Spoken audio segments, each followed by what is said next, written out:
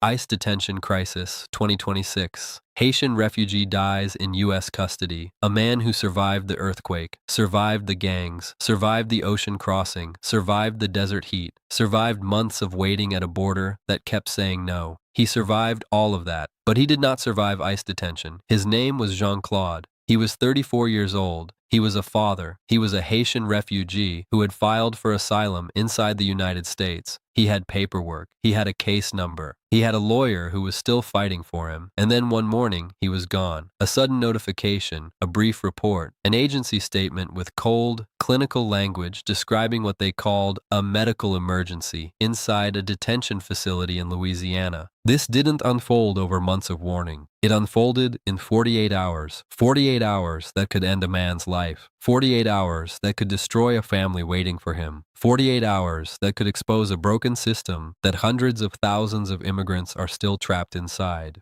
One wrong decision by one facility official, and a human being who came here seeking protection never made it home. What happened inside that detention center crossed a line that immigration advocates have been warning about for years. And when that line finally broke in the most devastating way possible, attorneys, civil rights organizations, and Haitian community leaders did not hesitate. They responded with fury, with documentation, and with a demand for answers that the government cannot afford to ignore. Most people hear a story like this and feel helpless. They feel like there's nothing they can do. They fall straight into that helplessness. But today, you're going to do something different, because understanding exactly what happened, why it happened, and what it means for you or someone you love, that knowledge is the only real protection you have. For months now, there had been warning signs, not from official USCIS announcements, not from formal congressional hearings, just signals that the immigration detention system under the current administration was being pushed far beyond its capacity. ICE had been aggressive, yes, but also dangerously reckless in that approach. Detention numbers had climbed steadily since early 2025. Facilities designed to hold 500 people were holding 800. Private detention contractors were receiving expanded contracts even as their inspection records showed citation after citation for inadequate medical care. The pattern was undeniable: an expansion push, a cost-cutting mandate, almost a complete abandonment of the basic standards that are supposed to protect people in federal custody. But what triggered urgent alarm among immigration attorneys and advocacy groups in the weeks before Jean-Claude's death was that the system went quiet on his case. Requests for medical updates went unanswered. Calls to the facility were met with hold times that stretched for hours. His attorney filed an emergency inquiry and received no response for 9 days. Immigration legal experts who monitor detention conditions recognize the indicators: the delayed responses, the transferred detainee with no forwarding records, the family left without contact information, the sudden silence on a case that had been active. And when a detained person goes quiet inside the system, something devastating is often already happening. In the early weeks of March 2026, reporting from ProPublica and the Miami Herald confirmed what attorneys on the ground had already suspected. Jean-Claude had been complaining of chest pain and severe headaches for more than a week before his collapse. He had submitted multiple sick call requests through the facility's internal system. At least 2 of those requests were marked as reviewed. No physician saw him. He was given ibuprofen. These are the actions of a facility operating under pressure. Pressure to reduce costs, pressure to avoid outside scrutiny, pressure to process bodies through a system that no longer sees those bodies as human beings entitled to basic care. When someone in ICE custody files a sick call request and receives over-the-counter pain medication for symptoms that turn out to be cardiac in nature, that is not a mistake. That is a failure of a system that was never built to protect the people inside it. Observers in the legal community weren't certain which specific violation would be the one that finally forced accountability. Whether it would be the failure to provide timely medical evaluation, whether it would be the falsified inspection reports, or whether it would be the complete breakdown of communication between the facility and the detainee's legal representative. But one thing was already clear: the detention apparatus had shifted into a mode of maximum enforcement with minimum accountability. And when that happens without external pressure, people die. The response from civil rights attorneys and Haitian community organizations was not routine. It was not symbolic. It was urgent and organized in a way that immigration advocates haven't moved in years. Legal organization after legal organization described the situation as unconscionable, preventable, and most importantly, part of a documented pattern of neglect that the government has refused to address despite repeated internal investigations reaching the same conclusions. The Haitian Bridge Alliance issued a formal statement. The National Immigration Law Center filed emergency demands for records. The ACLU of Louisiana announced it was opening an investigation into the facility's medical protocols. Community leaders in Miami, in Boston, in New York held emergency press briefings within 48 hours of the story breaking. But strategy only works if the other side hesitates to act. ICE did not hesitate. Their response was a single paragraph statement confirming the death, expressing condolences, and noting that a review had been initiated in accordance with standard protocols. Standard protocols for a man who filed for asylum, for a man who survived everything Haiti could throw at him. Standard protocols. Their response was among the most tone-deaf official statements seen in this space in years. Today, documents obtained through Freedom of Information Act requests confirmed that Jean-Claude was not the only detainee at that Louisiana facility who had filed unresolved medical complaints in the weeks leading up to his death. Attorneys confirmed that the facility had launched what analysts believe was an effort to identify and transfer detainees with active legal representation, specifically those whose attorneys had been filing oversight complaints. They acted before advocates could organize a coordinated legal response. They targeted detainees with pending asylum claims.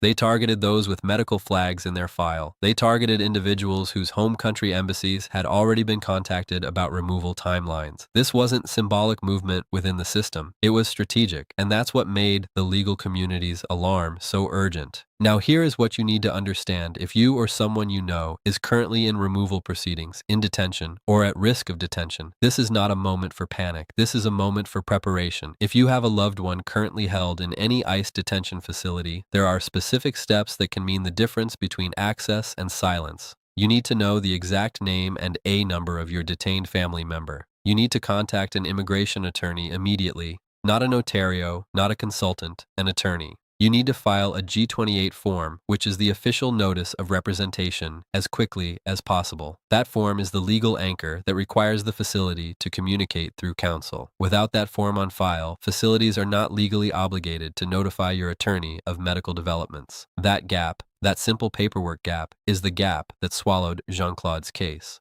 The detention facility in question is operated by a private contractor. This is critical context. The majority of ICE detention beds in the United States are currently managed by private companies, primarily GEO Group and Core Civic, under federal contracts that are structured around per diem payments per detainee per day. This means these companies are paid more when they hold more people. Their financial incentive is capacity, not care. Their business model does not reward adequate medical staffing. It rewards full facilities. When you understand that structure, you understand why sick call requests get ignored. You understand why the medical staff at these facilities is often undertrained and understaffed. You understand why critical symptoms go unaddressed for days. The ICE detention system currently holds over 30,000 people on any given day. The majority are not people with criminal histories. 40% are asylum seekers who entered the legal process and were detained while their cases were pending. These are people who did everything they were told to do, and they are being held in conditions that a 2025 DHS Office of Inspector General report described as failing to meet basic standards of care. That report existed before Jean-Claude died. The government had it. They read it. They chose not to act on it. For the Haitian community specifically, the weight of this moment cannot be overstated. Haitian immigrants in the United States have navigated extraordinary pressure since 2021, when the mass expulsion of Haitians under Title 42 from under the Del Rio Bridge shocked the world. Images of Border Patrol agents on horseback using reins as whips became a symbol of what this system is willing to do to Black immigrants in particular. The Temporary Protected Status Program for Haitians has been extended repeatedly, but it has also been threatened repeatedly. The legal ground beneath the Haitian community has been unstable for years, and when a man holding an active asylum case dies in government custody, that instability becomes existential. The question now being asked by immigration attorneys is not just what happened to Jean-Claude. The question is, how many others are in the same position right now, inside facilities that aren't making the news yet? The answer, according to attorneys and advocates with active cases across multiple detention centers, is too many. There are currently documented medical neglect complaints pending from facilities in Texas, Georgia, New Jersey, and Arizona. There are asylum seekers who have been held for more than a year with no hearing date. There are detainees who have lost contact with their attorneys because of unexplained transfers. There are people inside this system right now who have no one fighting for them. This is the architecture of silence that makes tragedies like Jean-Claude's death possible. Not one bad actor, not one negligent facility. A system designed to process, to hold, and to remove, with accountability structures that are too slow, too underfunded, and too often captured by the same agencies they're supposed to be watching. What Congress does in the coming weeks will matter. Whether the House Judiciary Committee holds a hearing, whether the Senate calls for an independent investigation, whether the Department of Homeland Security (OIG) is given the resources and the mandate to conduct a real review rather than a procedural one. But what you do right now also matters. If you have a family member in detention, do not wait. Contact an immigration attorney today. Document every interaction. Keep copies of every receipt, every form, every communication. File a congressional inquiry through your representative's office. This creates a paper trail that can accelerate access and accountability. If you are in the community and know someone at risk of detention, help them connect with legal resources before a crisis happens. Organizations like RACES, the National Immigrant Justice Center, and local legal aid societies have hotlines and intake processes. Getting connected before an emergency is always better than scrambling after one. If you are currently on a visa, in removal proceedings, or in any kind of uncertain immigration status, the most important thing you can do right now is document everything. Your entry date, your status, your filings, your receipts. Have copies of everything somewhere safe, somewhere a family member can access if you cannot. Because when the system moves, it moves fast. And the people who survive it, who find their way through it, are almost always the people who were prepared.